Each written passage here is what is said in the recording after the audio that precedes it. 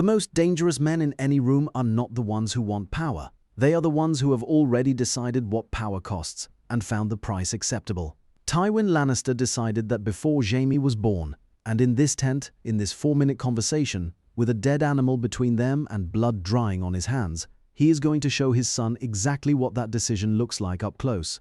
The stag on that table is not set dressing. It is the sigil of House Baratheon, the royal family Tywin's own daughter married into. He is skinning it with the methodical calm of a man who has been here before, not at this tent. At this problem, House Baratheon is prey, and Tywin is demonstrating how prey gets processed. The visual makes the argument before a single word of dialogue begins. Jaime is in this tent because he broke. Ned Stark confronted him in the streets of King's Landing over Gregor Clegane. Jaime attacked him impulsively. Catelyn Stark seized Tyrion in retaliation, and now the crown is furious at House Lannister. Jaime arrived expecting a debrief. What he is about to receive is something closer to an autopsy performed on him, while he is still standing. Stupid. Lannisters don't act like fools. Tywin had already said brave man, terrible judgment, and attacking him was, pausing before the final word long enough for Jaime to feel it coming, which is worse than the word itself. Then, stupid. Not reckless, not short-sighted. Stupid. The word is selected because it carries humiliation inside it in a way that strategic words don't. Tywin has always understood that shame anchors differently than argument. Argument can be rebutted. Shame sits in the body. The knife keeps moving. He hasn't looked up once. Jaime stays silent. That silence matters because it is not dignity, it is conditioning. He already knows that defending himself here costs more than absorbing it. The first exchange is over before Jaime opens his mouth, and Tywin is already 3 moves ahead by the time he invites Jaime to say something clever, an invitation that is actually a trap with no exit. If Jaime speaks cleverly, he performs for his father's amusement. If he stays silent, he's been found empty.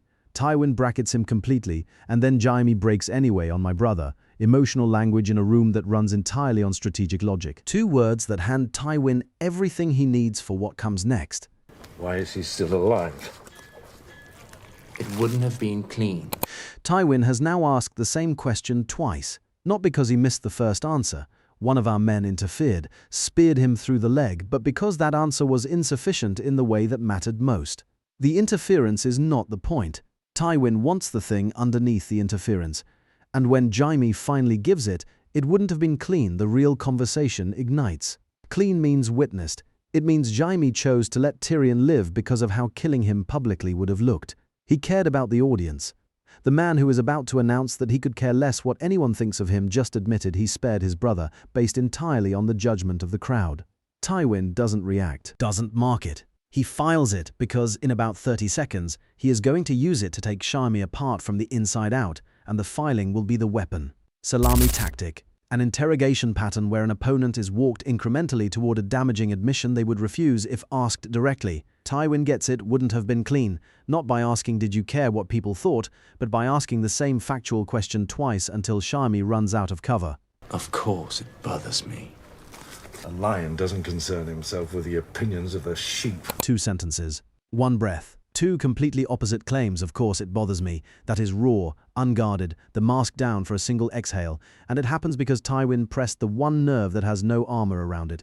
Kingslayer. Not a critique, a record. The permanent public record of the most significant act of Jaime's life. An act he has never been permitted to explain or defend, following him everywhere he goes in a white cloak. Tywin knows exactly where that nerve sits. He presses it deliberately, and Jaime's first 3 words confirm everything Tywin has been saying since the moment Jaime walked through the tent door. Then the lion quote arrives, and it arrives as recovery, not confidence. The armor slams back up in real time. The philosophy is not a position Jaime holds. It is a line he reaches for when the wound gets too close to the surface, and everyone in this tent heard the 3 words that came before it. Tywin doesn't acknowledge the quote at all. He simply moves forward because the admission has already done its work. The scoreboard is not close. Jaime has confirmed the diagnosis, tried to unsay it in the same breath, and Tywin has everything he needs to convert the lecture into an order. He's a Lannister. Might be the lowest of the Lannisters, but he's one of us. And every day that he remains a prisoner, the less our name commands respect. Tywin stopped cutting to say this. It is the only moment in the scene where his eyes leave the carcass, and they leave it because he needs Jaime to receive this without distraction. He has just confirmed what Jaime suspected. Tyrion's life is not the point. The 30,000 men being mobilized are not for Tyrion. They are for the name. Tyrion's captivity is a public statement about whether House Lannister can be challenged without consequence, and the answer must be no. Permanently, visibly, expensively no. Jaime spots what he thinks is a contradiction. The lion quote was about not concerning oneself with opinions. Now here is an entire army being assembled over reputation. He tries to pin his father. So the lion does concern himself with the opinions of, and Tywin cuts him off before the sentence closes. Raison d'etre, the principle, drawn from early modern European statecraft, that the survival of the institution justifies what would be unconscionable if done by individuals. Tywin's rebuttal is not a deflection. That's not an opinion. It's a fact. The distinction he is drawing is exact. Opinions are what the powerless hold about the powerful. Facts are what the powerful establish through action. When Catelyn Stark holds a Lannister captive without immediate consequence, that has graduated from opinion to fact, a fact about what House Lannister will and won't defend. Facts require correction. Opinions are beneath response. The 30,000 men are not emotion. They are a correction notice administered at scale. This is where the full architecture of Tywin's psychology becomes visible. By converting every act of force into an administrative response to a factual problem, he has removed the possibility of calling what he does cruelty. Violence is management, management is obligation. The framework insulates him completely from guilt, from grief, from the weight of what his decisions actually cost the people they land on. Family. Do you understand? The silence in this clip is the argument. Tywin has just delivered his mortality sermon, listing every member of House Lannister, including himself, including Jaime, among the dead. No grief in it, just the accounting. Your mother's dead. Before long, I'll be dead. And you and your brother and your sister, all of us rotting in the ground. It's the family name that lives on. Not your personal glory, not your honor, but family. Each sentence strips something away, the personal, the individual, the things a son might point to and say, this is what I built. All of it irrelevant. Only the name survives. Only the name matters. The wound underneath this speech is not Jaime. It is Tytos Lannister, Tywin's father, a man who let lords laugh at House Lannister to his face and then forgave the debts of the men who mocked him. Tywin grew up watching a great name become a punchline. The obsession with legacy, with name, with the family as an institution above any individual inside it. None of that was ambition. It was a child's response to shame, scaled to the size of a continent. He is not teaching Jaime philosophy. He is installing the same wound he carries because the wound is the only thing he knows how to pass on. Jaime says nothing. And that silence is not stunned. It is the silence of someone who has understood, finally, that there is no answer that costs less than compliance. I need you to become the man you were always meant to be. The scene doesn't end on thunder. Tywin walks away from the carcass. Jaime is left standing alone, staring at the gutted stag. No reply, no reconciliation, no closed loop. Just the stag, split open, drained, stripped of everything it was, and Jaime's face carrying the full weight of the 4 minutes that just happened. The glorified bodyguard for two kings, one a madman, the other a drunk lion, had already done its demolition work before this final clip. Jaime chose the Kingsguard over being Tywin's heir, and Tywin never forgave it, never forgot it, and never stopped attaching a price tag to it. Every year in the White Cloak, every oath, every sacrifice reduced to a single phrase. The men Jaime swore to were beneath protecting. The thing Jaime spent his life building was a waste, and now Tywin needs him to become, immediately, without transition, the man he was always meant to be. The demand lands like a debt notice with no repayment schedule attached. But here's what the show never told you. This scene does not exist in George R.R. Martin's novels, not one frame of it. In the books, Tywin is more remote, more administrative. His contempt operates through silence and political consequence, rather than speeches over carcasses. The lion and the sheep philosophy exists in the text, but lives across multiple chapters, never crystallized into one quotable moment. The showrunners built this entire scene from scratch, and the choice of the stag was not accidental. In the world of ice and fire, the companion history to the novels, the extermination of House Rain of Castamere is documented in full.